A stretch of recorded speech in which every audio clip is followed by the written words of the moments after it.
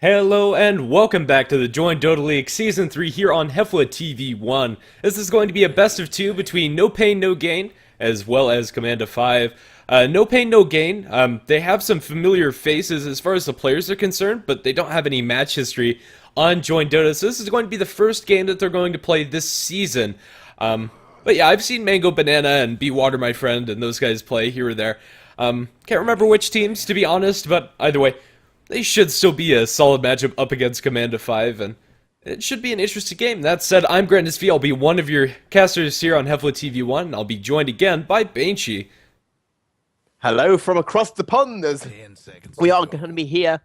And well, I will say that again, like what you said, I haven't really seen Commander 5 around a lot. Like, obviously, being in the UK, I mostly focus on the UK scene. I've recognized a few of their names, but obviously on No Pain No Gain, I've also seen a few of their names around, and I can't quite place where they're from.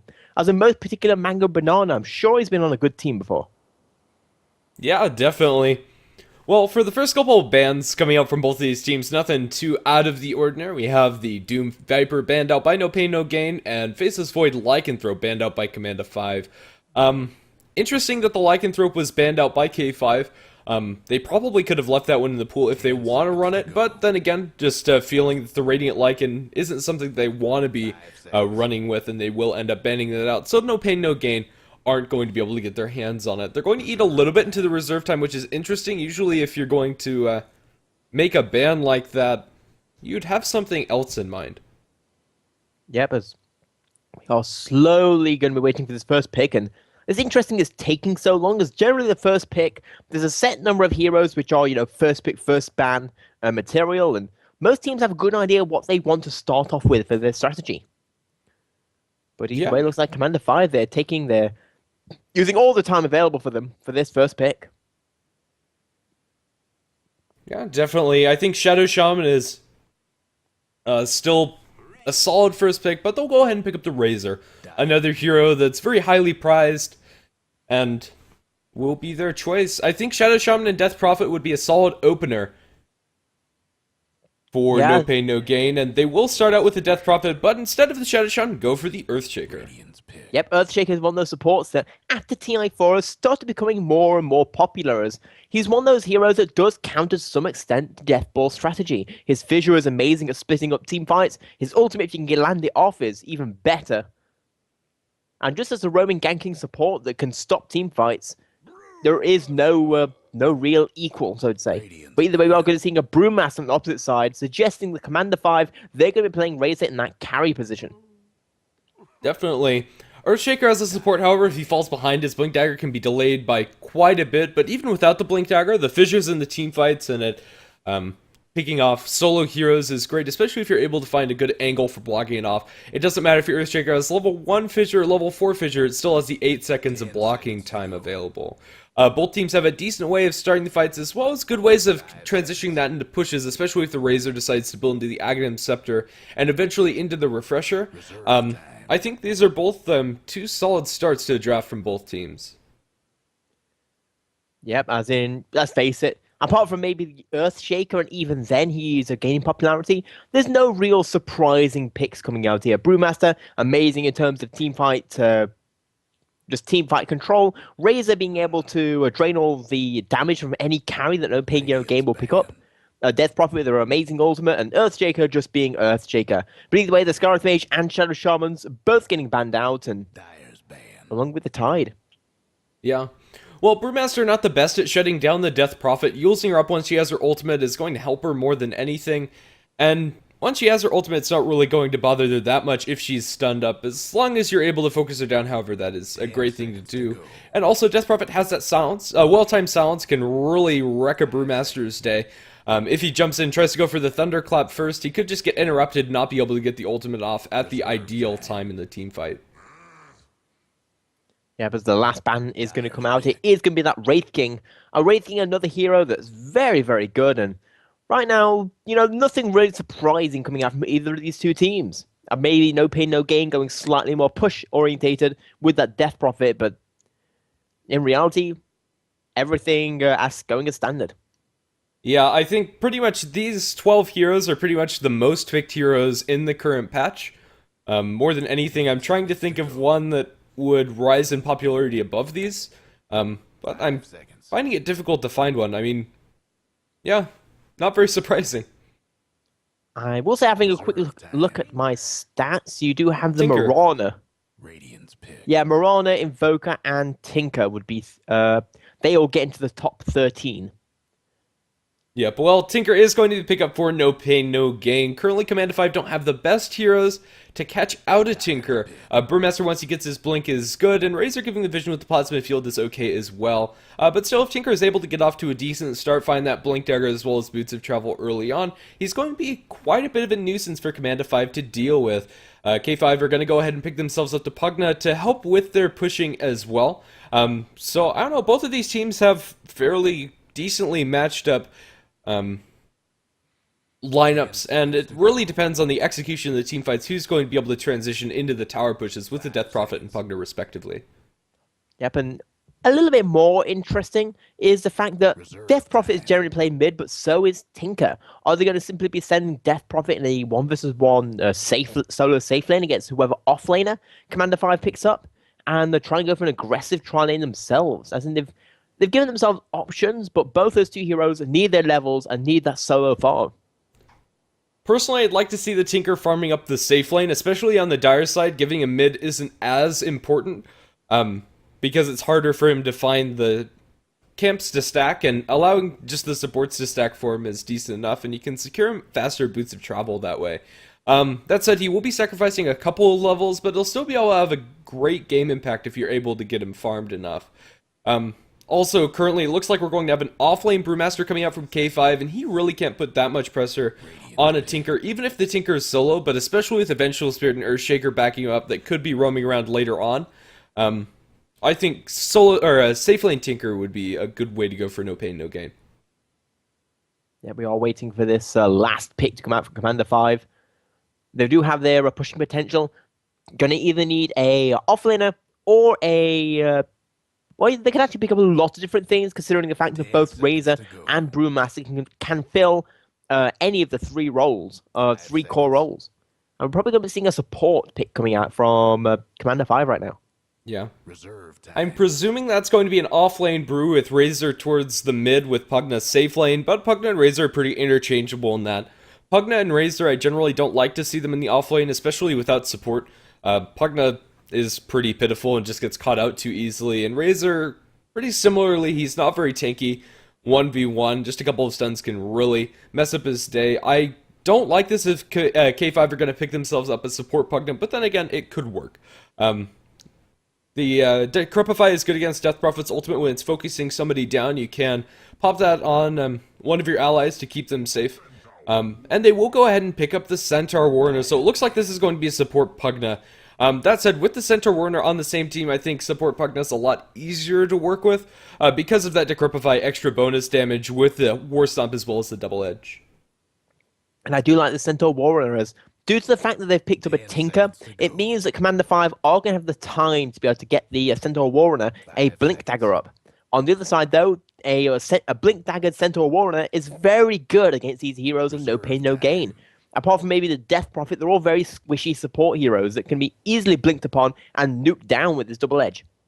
Yeah, I probably would have liked Clockwork a little bit more than the Centaur Warner, just being able to give that vision over the Tinker, and as well as against the Earthshaker, just a great hero. He won't be able to get off any spells if you catch him out in the cogs with the Battery Assault going. But Centaur Warner fills kind of the same role, and as you said, since No Pain No Gain are going to be playing a fairly delayed early game, they need the Death Prophet level 11 and Boots of Travel on the Tinker before they really get online. He should be able to find his Blink Dagger before the fighting really kicks into high gear. But in the meantime, we do have two more bans coming out. The Rubik, which I guess the Rubik does make sense against the Earthshaker. The Fissure, possibly one of the better spells the Rubik can see. While on the Commander 5, they ban out the Disruptor, which is a little bit interesting considering that they already have an Earthshaker Vengeful Spirit. While they do pick up a Shadow Demon as well in Commander 5, going up against that Bat Rider, also going in with the Centaur Warrior for that combo. Yeah, I don't know, if you're able to get off the Soul Catcher with the Decrepify on a single target and Centaur's nukes, that's pretty much a dead hero. Bat Rider, Vengeful Spirit, Tinker, and Earthshaker especially with their standard build paths are not going to be able to stand up to that at all, and the Death Prophet's not going to be immune from that either.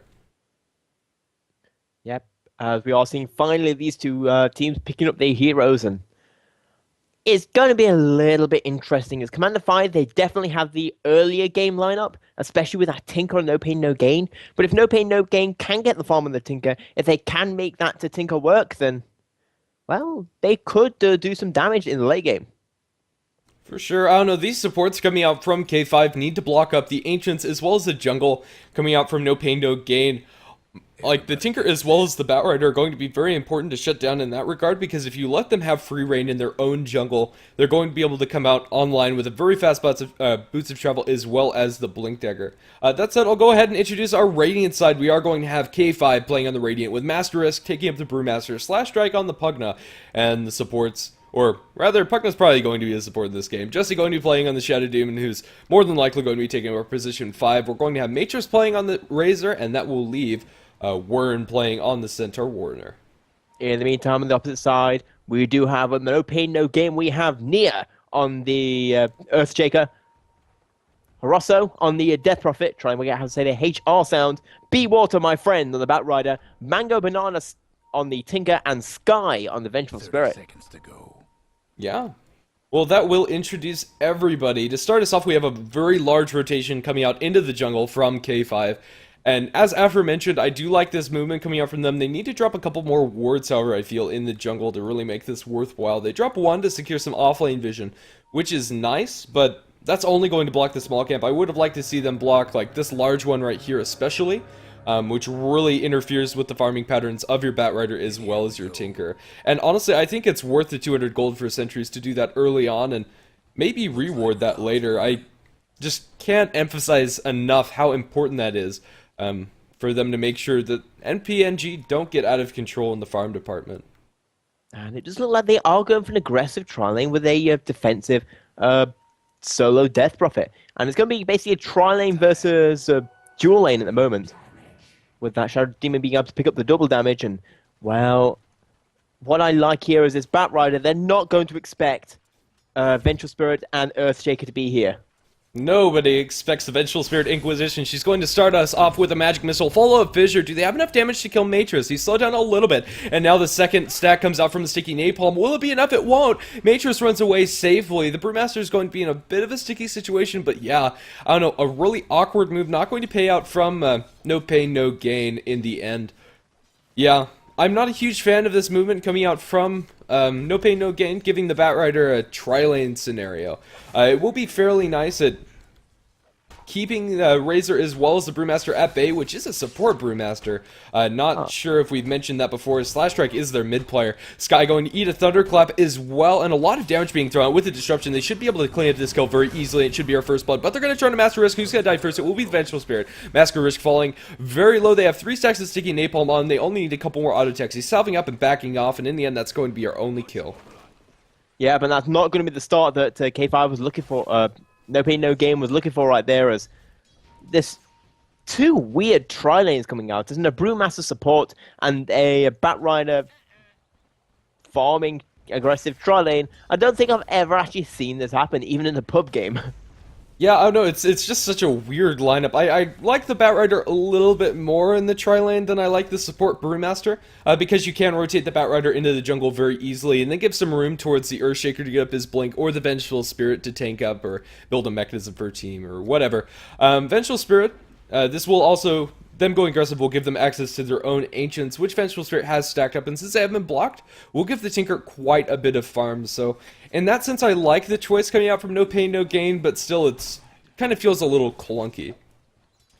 Yeah, as in, I understand why both these two teams have kind of done it with the picks that they have, but on the other side, they are weird.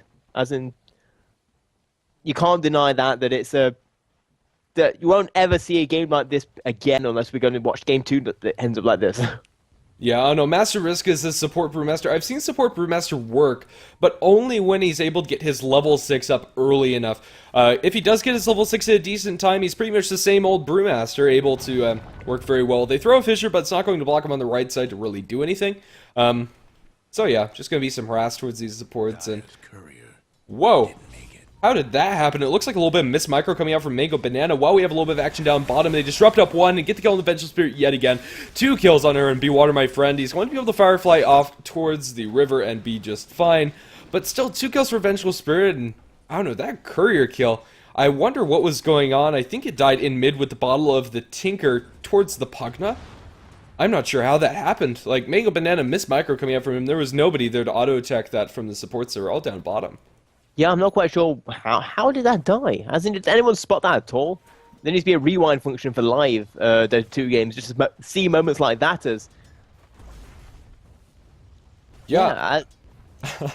I'm pretty speechless. Well, it was a walking courier, so that probably played into it quite a bit. Just leaving it there while he was bottle crowing, and that's going to be Tinker without his bottle for quite a long time, and Pugna is going to be able to wreck this lane. 17 or 18-4 now compared to the 12-6 of the Tinker. Tinker is going to be reliant on these Ancients very heavily in order to catch up. Earthshaker missed that pull just by a little bit, so we're not going to have a triple stack just yet, as Pugna is committing to Mango Banana in the middle lane, diving very deep for this one. He's going to wait till that wears off. It looks like he's going to give up his life in return after picking up the headdress as well as TP. Gives a lot of experience towards the Earthshaker. I believe he got soul experience for that kill, now sitting at level 4. And also will get some room in mid, but I don't know. Very aggressive play coming out from Slash Strike. Yep, I understand what was happening right there. Sadly, the Decrepify just lasted a little bit too long for him to get that last point of damage, and it is going to be a 1-for-1 trade, probably slightly in favor, though, of a K5 taking down that Tinker and keeping him down. Yeah. I mean, I'd much rather have a Pugna behind than a Tinker behind. At least Pugna can blast things down and build the mechanism for his team. A Tinker without Boots of Travel and Blink is, I don't know, he's a nuisance, but still pretty useless. Yeah, that's why actually he wasn't picked up for a while in the competitive scene, just because of he's effectively a hero that requires a 2,000 gold item to turn online, so to say. Yeah, not as bad as a Naga Siren who needs her Radiance online, but functions kind of in a similar way.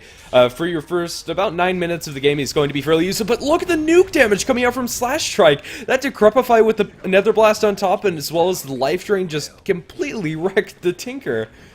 I did not expect that to do that much damage, but in the end, an easy kill for Slash Strike, even with the Earthshaker there. And now that's going to be a tier 1 tower going the way of K5 as well. 4-1 our kill score.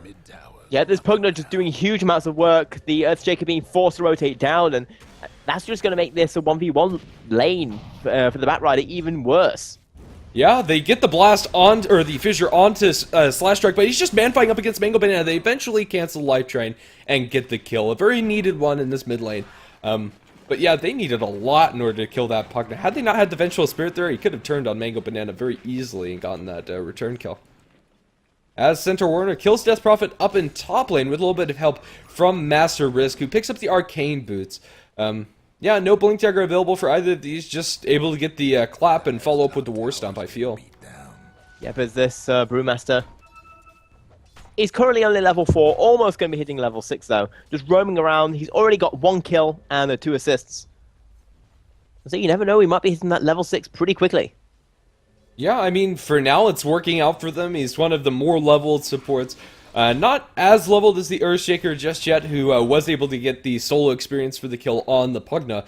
But still doing well for himself, and as a support Brewmaster, kind of functioning the same way as an offlane Brew this game. Yeah, I would agree with that mostly, and an offlane Brew with the advantage of being able to also have an offlane Center, a solo safe lane Razor. Yeah, I mean, it's working out for them. I like how this is panning out for them a lot better. Giving the Pugna the farm has worked wonders for them, especially with the couple kills that Slash Strike was able to get.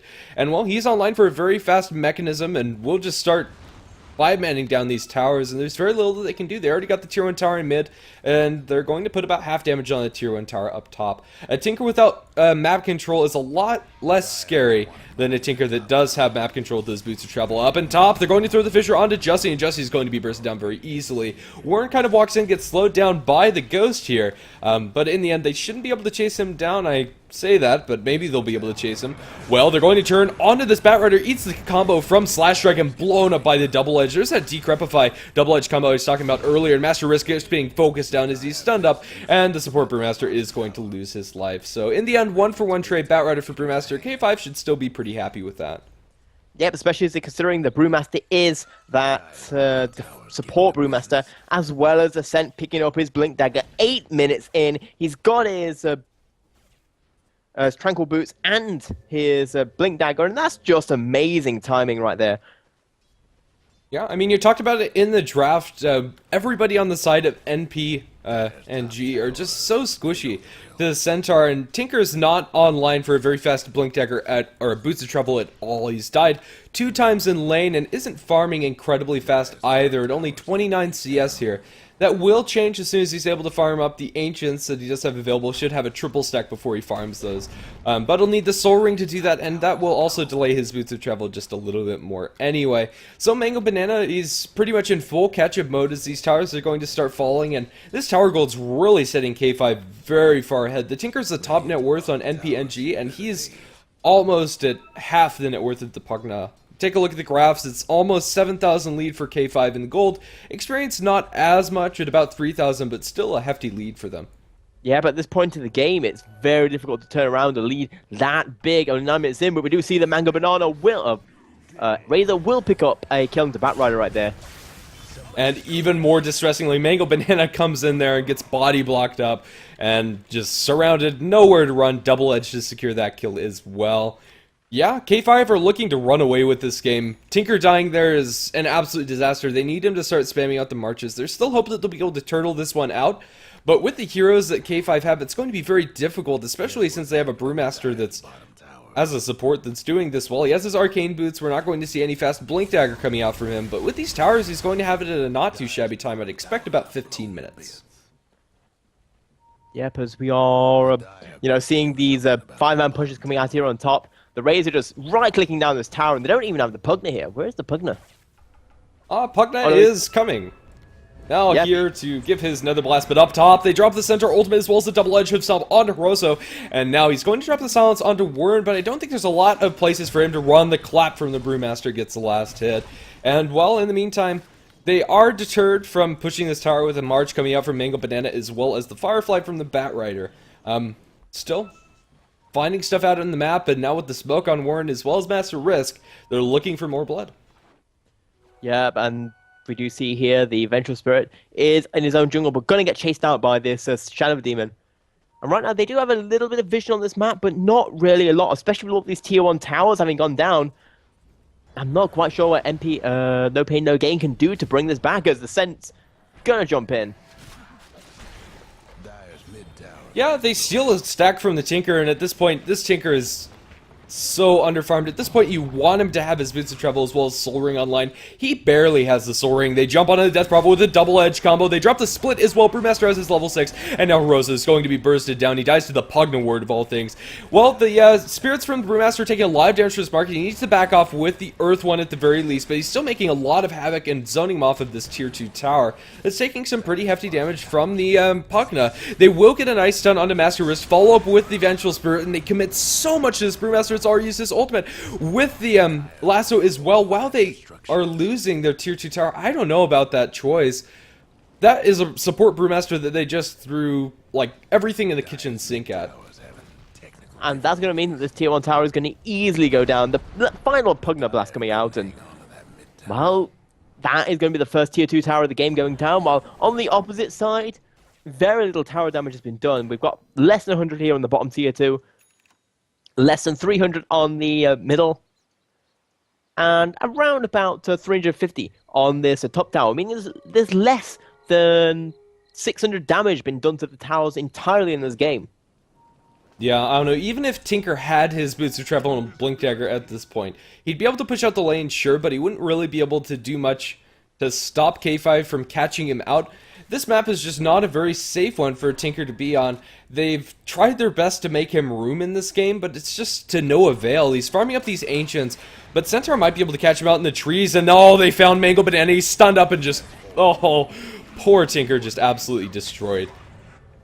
Yeah, nothing he could do right there as he just got caught out once more by that invis up Centaur Warrunner, and that Tinker, if we have a quick look at his kills and deaths, I press the right button. He is currently 1-4-1, which is not where you want your Tinker to be. Obviously, Sense having a pretty good game at 4-0-3.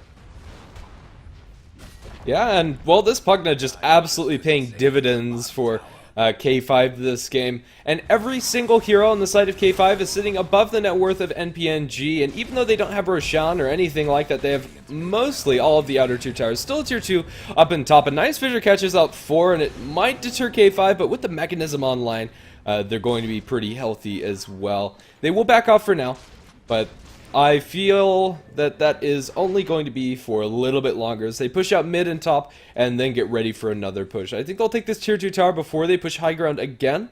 But yeah, their farm is just too much for them to deal with. They have a Midas on Matris, and even with that Midas, he's almost going to have an Aghanim Scepter on top of that, especially after stealing the Ancient stack from the Tinker.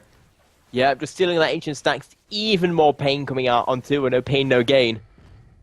And they've got a lot of pain happening their way. They're hoping for the gain very, very soon.